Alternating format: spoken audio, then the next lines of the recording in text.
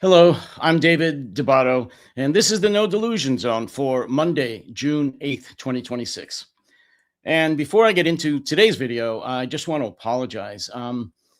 The quality of the video yesterday just was horrendous. I'm not sure what happened. There were some technical glitches, obviously, and the video portion of the broadcast kept pausing. The audio was okay. You could hear me, but it kept freezing during the video, and that got me very angry. I really don't know why. I suspected a couple of different things. In any event, I think I fixed it, and it shouldn't happen again. But as I always say, we shall see. So again, my apologies. Now, to get into today's podcast, today's video, between now and the 4th of July, our nation's 250th anniversary as a nation, the 250th year since the founders of our nation signed the Declaration of Independence from Great Britain, I'm going to be doing a series of podcasts that show my utter disgust with what passes as a government here in the United States, but what is actually just a fascist regime intent on bulldozing, both literally and figuratively, what's taken 250 years to build. I can't even name now how many buildings, literally traditional buildings and monuments that the Trump administration has bulldozed, and how many more are being threatened with being bulldozed and totally ruined.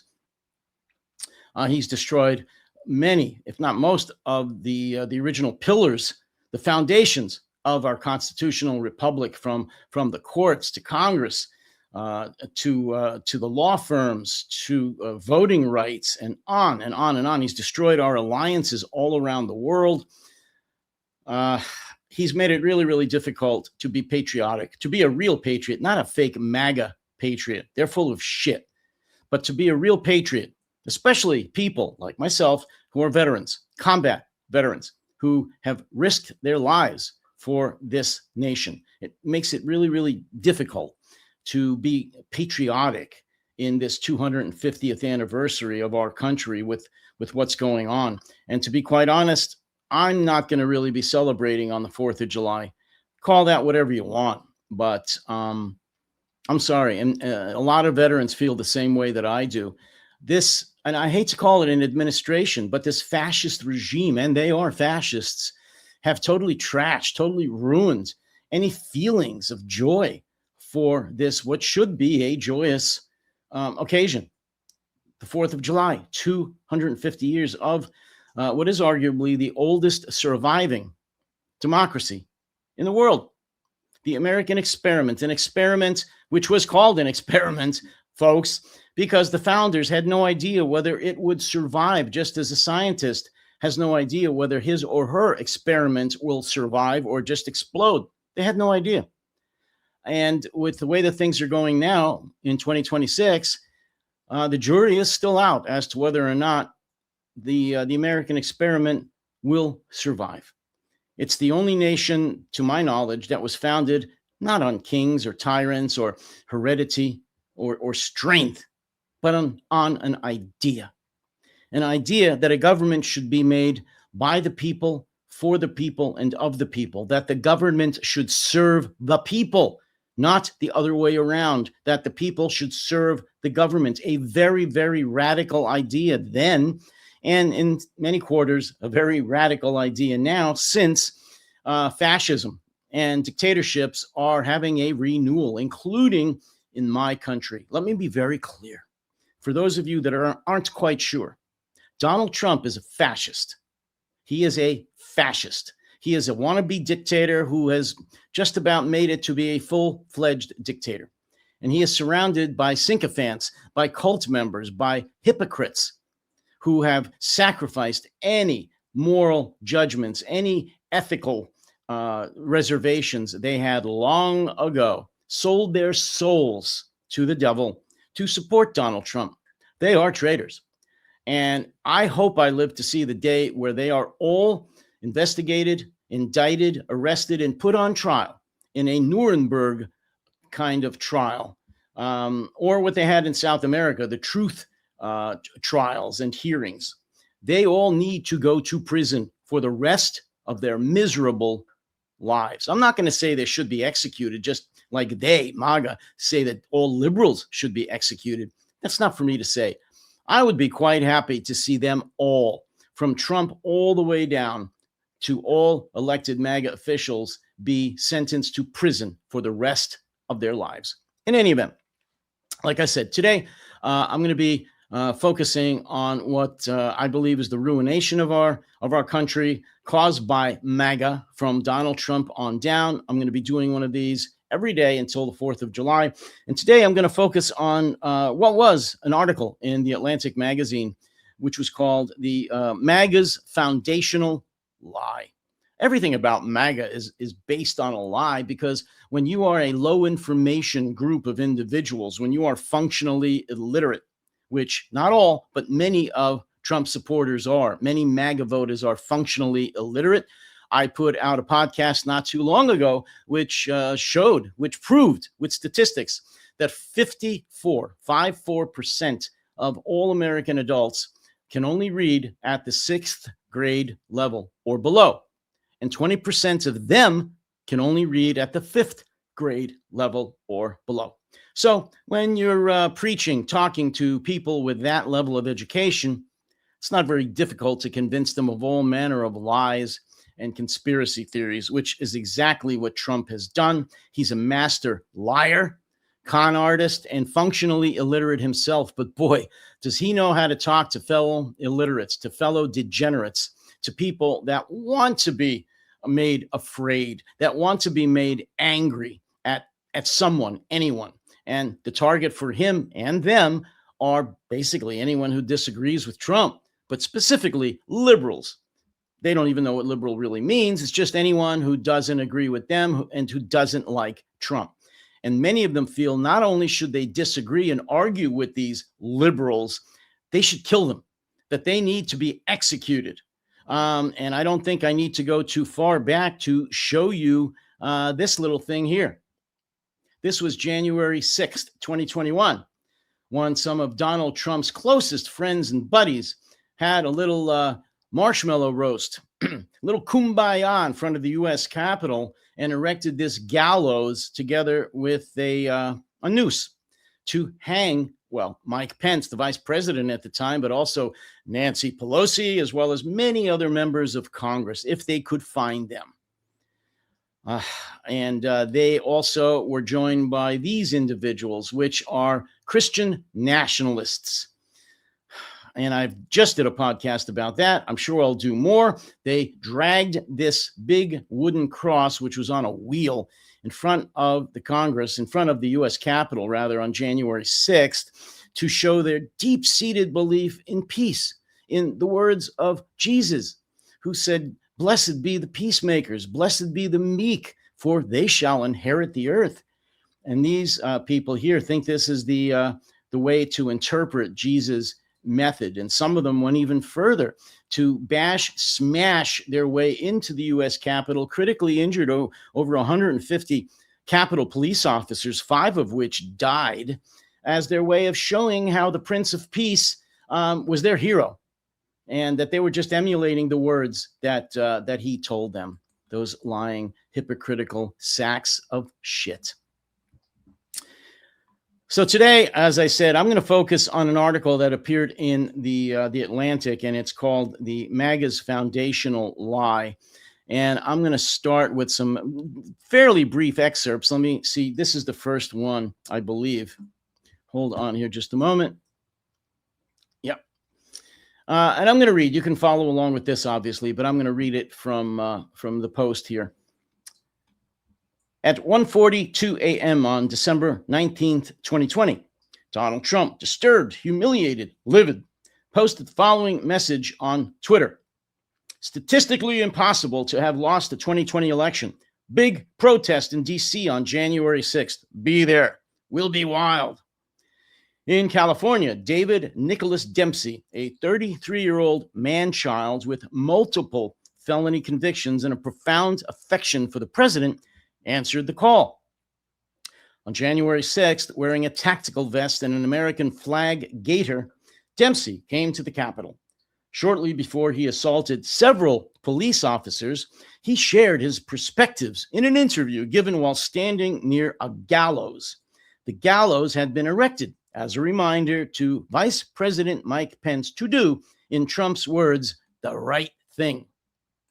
And following along, this is from old Mr. Dempsey here, his words.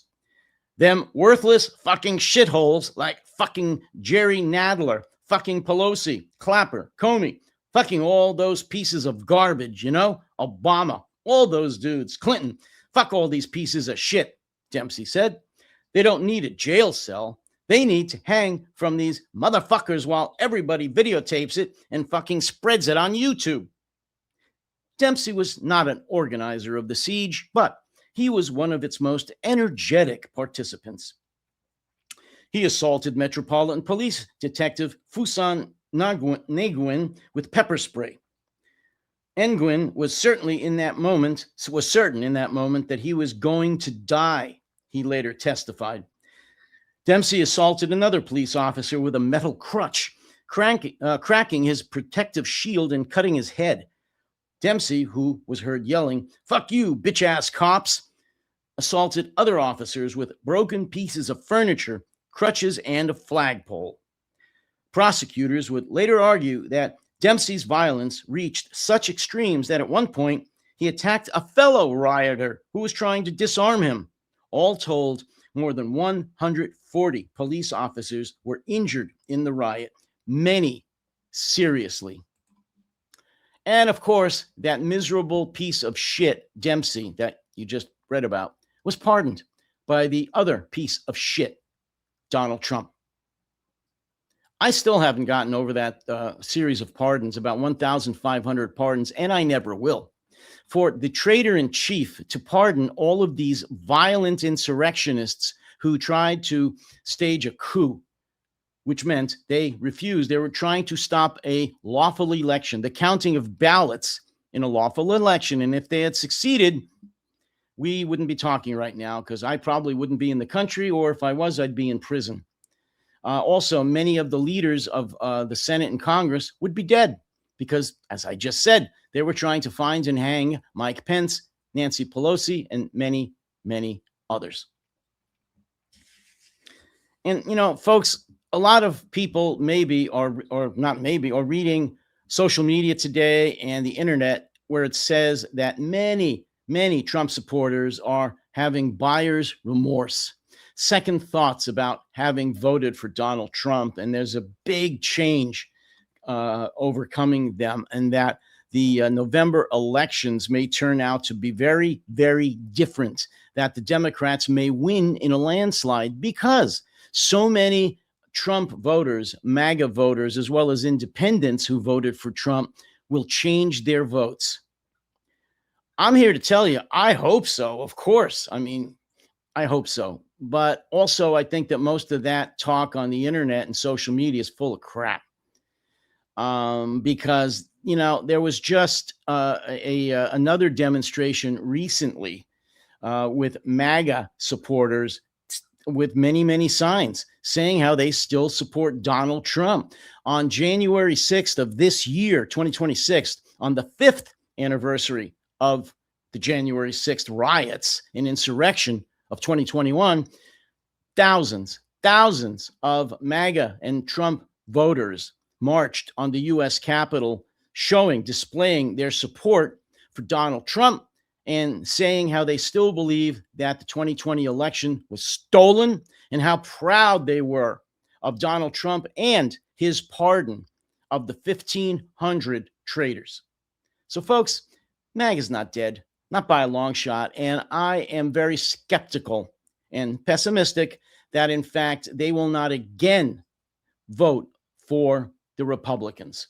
If Trump was on the ballot in November, I believe they'd vote for him, but I believe they will vote in very large numbers for Trump-supported candidates, Republican MAGA candidates, and continue to hand the House of Representatives, to the Republicans and maintain the Republican advantage, the MAGA advantage in the Senate. I don't believe MAGA's gone away at all. They still have about 1/3 death grip, 32, 33% on the nation's voters. That has never gone down. And yes, when the president's popularity are in the 30s percentiles, that's very, very low.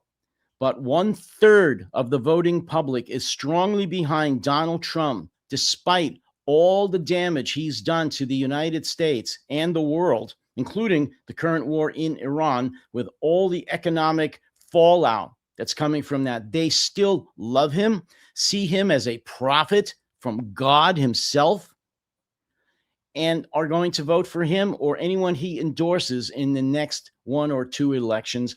And if he wants to stay as the president illegally in 2 years, I have no doubt at all that 1/3 of the electorate, the MAGA faithful, will strongly support him, violently if need be. And that's it for today. Join me, please, here tomorrow. And as I always ask, so I'll ask you again, I need your support. So please hit the like and subscribe button here on YouTube and become a subscriber. As you know, it's free.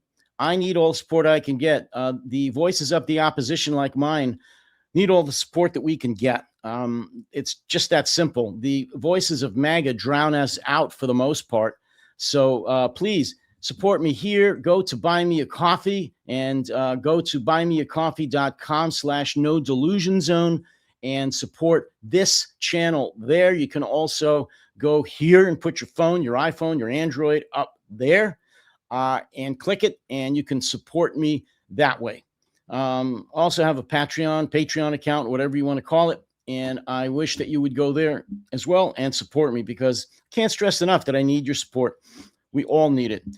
Those of us that are in the voice to the opposition, to the fascists that are, in fact, in power in the United States, and any MAGA folks that want to give me some comments. I was going to say compliments. I don't think so. But if you want to embarrass yourself, out yourself, if you still support Donald Trump, by all means, do it. And give me the opportunity to identify you and block you from all future comments. This country is in rough shape. And it is because of people who voted for Trump in the past and who continue to support him now. If you're one of those, I really hope you're not watching me. But if you are, I'd like you to tell me why you still support Donald Trump, because I always love to read delusions. That's why this is called the No Delusion Zone. I love to read them and then laugh at them. Until next time, as I tell you all, except the MAGA folks, of course, you all take care, stay safe, and try to stay sane.